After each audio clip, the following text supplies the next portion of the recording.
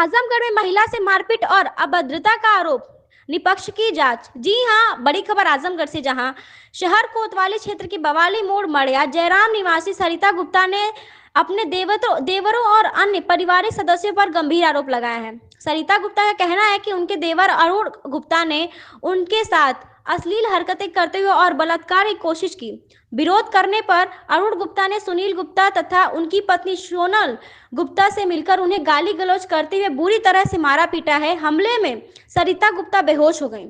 शोर शराब सुन के उनके पति सुधीर गुप्ता मौके पर पहुंचे, जिन्होंने भी आरोपियों ने मार पीट कर घायल कर दिया। पीड़ित के अनुसार घटना के बाद 112 पर सूचना देने पर पुलिस मौके पर पहुंची और उन्हें कोतवाली तथा फिर सदर अस्पताल में मेडिकल परीक्षण के लिए भेजा गया।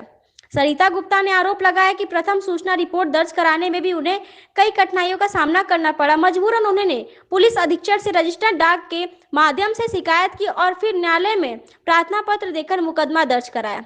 महिला का कहना है कि मामले की विवेचना कर रहे सौरभ त्रिपाठी दरोगा निष्पक्ष कार्रवाई नहीं कर रहे हैं और आरोपियों के प्रभाव में आकर विवादित मकान खाली कराने का दबाव बना रहे हैं।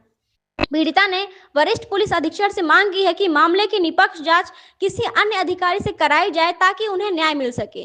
सरिता गुप्ता ने इस संबंध में विस्तृत प्रार्थना पत्र प्रस्तुत करते हुए उचित कार्रवाई की गुहार लगाई है। कहाँ के रहने वाली हैं? थाना कौन सा पड़ता है? कोतवाली। क्या मामला है कि आज एसपी कार्यालय है? मामला यही है सर, ये सुबह 7 बजे मैं अपने रूम में खाना बना रही थी। मेरे हस्बैंड मेरे बच्चे को लेके बाहर उनको घुमा रहे थे, तो मेरा देवर अरुण गुप्ता मेरे रूम में आया, कमरे में घुस गया, मुझे पकड़ के अपने सीने से लगा लिया। मैं उसे धक्का मार के बाहर कर दी। मैं बोली ये सब क्या कर रहे हो? तो कुछ नहीं बोला। फिर एक बार के मेरे सीने में चिपक गया। फिर मैंने उसको धक्का मारा। तब इसके बाद चिल्लाने लगा, अपने भाइयों को बुला लिया, सोनल गुप्ता, सुशील गुप्ता, उन लोगों को बुला लिया। और उसके बाद सोनल के हाथ में चाकू था और सुशील के हाथ में डंडा था। दोनों लोग हमको मारे, मेरे सर पे मारे और मेरे सीने में चाकू भी लगा है, मेरे हाथ में चाकू लगा है। मैं बेहोश होकर नीचे गिर गई। तो मेरा पति हल्ला सुन के आया घर में, तो देखने लगा तो उनको मारे पीटे। और मारने पीटने के बाद ये बाहर भाग गए और बाहर टहलने वालों से मदद मांगा। उन्होंने लोग आए और मैं बेहोश होकर गिर पड़ी थी। तब ये लोग आए तो इसके बाद 112 पे फ़ोन करके बुलाएं। फिर ये घटना कब की है? सुबह 7 बजे 17 दिसंबर 2024। फिर क्या हुआ? फिर इसके बाद मैं बेहोश हो गई। मेरा पति आया, उसको मारे पीटे ये बाहर भाग गए। और बाहर आने के बाद तब बाहर के टहलने वाले आदमियों को लेके आए। अब इसके बाद 112 आई। हम लोग 4 भाई हैं और हम हमारे पिताजी का घर से निकाल रहे हैं, तो चारों को निकालें। हम निकलने के लिए तैयार हैं, लेकिन वो हम लोग चारों निकलने के बाद हम जब निकल जाएंगे तो कुछ दिनों के बाद वो हमारे पिताजी तीनों भाई को घर में घुसा देंगे। ये बताइए कहाँ का ये न्याय है?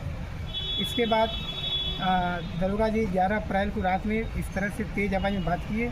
उसके बाद क्या है कि ठीक है हम बताएंगे तुमको। इसके बाद शनिवार को 26 अप्रैल को सुबह 6:30 बजे हम अपने दुकान पर बाइक लेकर के स्टार्ट करके जा रहे हैं।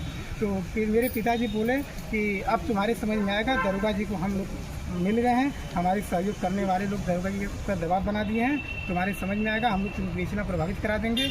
इसके बाद 11:30-12 बजे के बीच में अभय सिंह सिपाही के साथ दरोगा जी सौरभ त्रिपाठी दोपहर में आए, बोले कि शाम तक चौकी पर आओ। हम जब शाम को अपने पत्नी और बच्चे के साथ चौकी पर गए तो उनको मैंने आधार कार्ड दिया और पैन कार्ड दिया और मैंने कहा सर गवाह जो है घटनास्थल के जो गवाह थे वो खेत में और लगन में व्यस्त हैं, 2-3 दिन में आ जाएंगे, इसके बाद मैं आपको दवाई दे दूँगा। इसके बाद उन्होंने तेज़ी आवाज़ में कहा कि आप जैसे भी हो ऐसे भी बच्चे घर खाली कर दीजिए। मैंने कहा सर मैं कहाँ जाऊँ? वो बोले जहाँ मर्जी वहाँ जाओ, सड़क पर के जा कर के सूझ जाओ, मुझको कोई नहीं मतलब है, तो विपक्षी का मकान खाली करो। ये दरोगा जी हमारे विपक्षियों के मिली भगत है, विपक्षियों के सहयोग करने वाले के प्रभाव में है।